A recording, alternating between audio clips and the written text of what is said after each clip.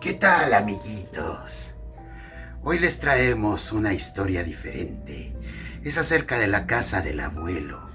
¿Han tenido ustedes alguna experiencia extraña en casa de sus abuelitos? Pues aquí les presentamos esta historia. Comenzamos.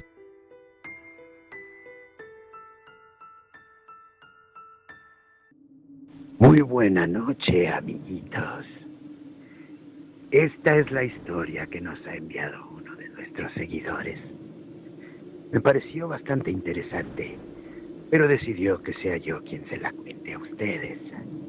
Así que pensamos. Mi historia comienza hace muchos años. No podrán encontrar a nadie que les hable mal de mi abuelo. Era un hombre serio, pero respetuoso. En la sociedad y en la iglesia y en todas partes lo tenían por un hombre muy bueno, ejemplar, un ciudadano excelente y un creyente fervoroso. Pero solamente nosotros, sus hijos y sus nietos, sabíamos la verdad. So pena de ser castigados con las más terribles ocurrencias al estilo de los tormentos chinos, le teníamos un pavor al abuelo. Esto viene a colación, porque todos vivíamos en su casa. Era una casa de un terreno muy largo, un terreno, digamos que aproximadamente de 30 metros de frente, por unos 500 metros de fondo. O sea que hablamos de un terreno bastante grande. La casa era fea. Estaba hecha al capricho, a como se les fue ocurriendo tal vez, o a como tal vez llegó o se fue el dinero. Había algunas habitaciones muy bien hechas, algunas como si se les hubiera ocurrido montar allí otra. Más adelante había pasillos retorcidos, cuartos reescondidos en recovecos y alguna que otra salita inesperada. Cuartitos chiquitos, grandes, techos altos, techos bajos, escaleras que a veces no llegaban a ninguna parte. Pero en fin, ese era nuestro hogar. La familia, a pesar de que vivíamos en condiciones paupérrimas, alguna vez dio mejores tiempos. Se veía por el tipo de muebles que aún conservaba el abuelo en la casa, que se fueron combinando con muebles más pobres y modernos, así como fue creciendo la familia y cada quien vino a asegurar sus propios beneficios. Es entonces que piensa esto. Como ya les comentaba, el abuelo era una persona que todo mundo la tenía por una persona recta, decente y que no tenía nada que ocultar. Pero nosotros, en casa, teníamos y estábamos obligados a llevar a cabo cualquier tarea doméstica por pequeña que fuera. El abuelo era el rey en su casa. Nos obligaba a limpiar hasta el más escondido de los recovecos de la casa, porque sí, era una casa fea, mal hecha, pero ustedes no podrían decir que no era una casa limpia. Es aquí en donde yo digo de que vale todo. La situación en la casa era inmejorable, por así decirlo, porque aunque no vivíamos con la felicidad, pues al menos podíamos sobrellevar la situación. Estábamos acostumbrados.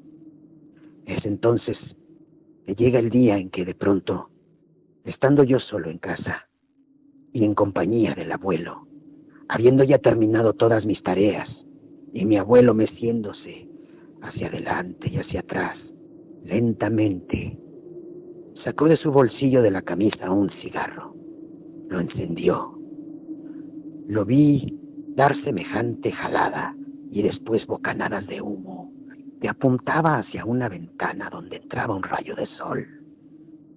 Fue de pronto que metió su mano al bolsillo de su pantalón, sacó unas monedas y me dijo: ve a la tienda, tráeme un refresco. Y es entonces que le pregunto al abuelo: ¿de cuál refresco gusta usted, abuelito? El abuelo solamente me miró con esos ojos extraños que tenía a veces y me dijo: tráeme el que a ti te gustaría tomarte. Entonces corrí a la tienda. Iba yo por la calle. De pronto me quedé pensando: ¿y qué refresco me podría gustar a mí si nunca los he probado?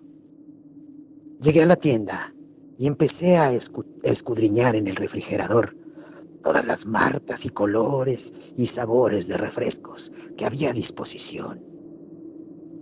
Estaba yo tratando de pensar qué refresco me gustaría más. Fue entonces cuando vi un refresco de un color naranja brillante. La botella era bastante atractiva, de vidrio, ya saben, en aquel tiempo no existía el plástico tan común en los envases. Se me hizo la botella más linda del mundo. La tomé y vi que era el refresco que me habría gustado tomar. Llegué al mostrador, le pagué a la dependienta y entonces me vine con cuidado a la casa, por miedo a no romper el envase y quedarme sin nada para poderle llevar al abuelo, sabiendo que me podría esperar un castigo. Cuando llegué a la casa, el abuelo ya no estaba en la silla mecedora. Lo busqué, recorrí toda la casa, no lo encontraba. Me regresé hasta la sala principal, que era la que él casi siempre habitaba. Y arriba de esta sala, en un rincón, empezaba una escalera que subía a la primer planta de esa sala. Y ese era el cuarto del abuelo. Era su habitación, llena de muebles viejos, pero que vieron grandes glorias. Marcos tallados en maderas finas, gobelinos enmarcados en hojas de oro y bastantes óleos. Algunos podrían haber sido parientes, nunca lo supe. Es entonces cuando empecé a escuchar los rechinidos en las vigas del techo. En aquel momento, pues yo era pequeño, tendría unos 8 años o 9. Estaba yo escuchando ese ruido extraño, muy parecido al que hacía la mecedora cuando el abuelo estaba en su silla, meciéndose mirando a la ventana. Cuando me di cuenta y al mirar para arriba, el abuelo estaba suspendido por una de las vigas. Se atoró uno de sus cinturones al cuello y lo amarró a una soga. Estaba bastante alto, por eso no lo vi al entrar. Pero ahí quedé yo. Sin siquiera pensarlo, se me resbaló el refresco de las manos y cayó en el piso y se rompió. Yo me quedé estupefacto. Después de unos minutos, reconocí el viejo motor del automóvil de mi papá. Me bajé corriendo para darle la novedad de que el abuelo había decidido terminar por las buenas su existencia. Ahora viene lo macabro. Después de sepultar al abuelo, de pronto la casa se sintió sombría, pesada, difícil. Esa armonía que habíamos sabido cultivar a través de los años ahora era pesar. Y para ser honestos, no era porque nos dolía mucho la partida del abuelo. Era más que todo porque ahora la casa parecía llorar su presencia. Nos dimos cuenta entonces que la casa era horrible, a pesar de siempre haberla querido así. Con el tiempo empezamos a dejar el polvo y la basura acumularse en los rincones. Poco a poco se notaba la decadencia. Y repito, no era porque extrañáramos al abuelo.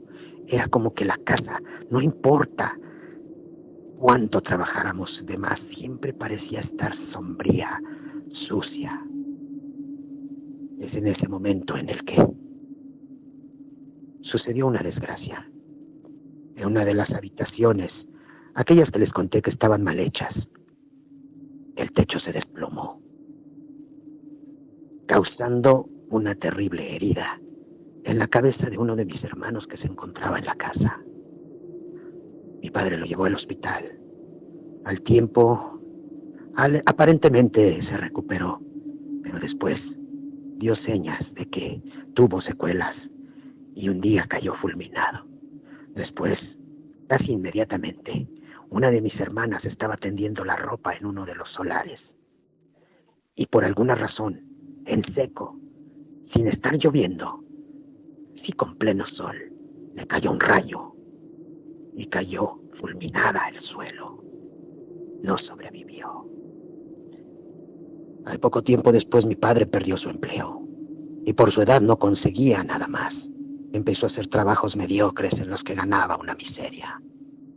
Poco a poco todo empezó a decaer. Si acaso habría pasado un año después de la muerte del abuelo. Entonces, nos dimos cuenta de algo muy extraño. En el cuarto del abuelo, casi imperceptible, había una puerta como gabinete escondido en la pared. Al abrirlo, nos dimos cuenta que era un altar, una deidad, una talla en madera estilo africano, con ojos de caracol,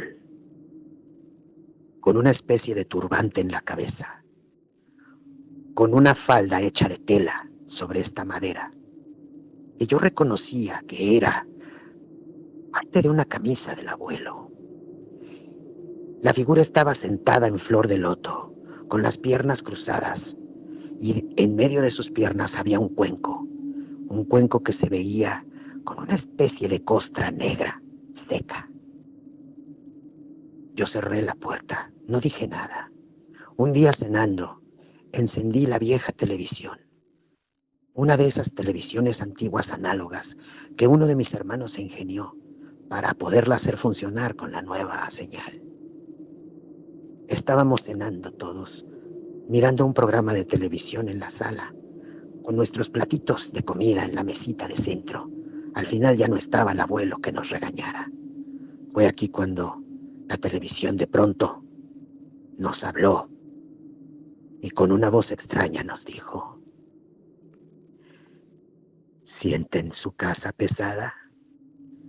¿Tienen ganas de salir, de huir, pero no tienen a dónde?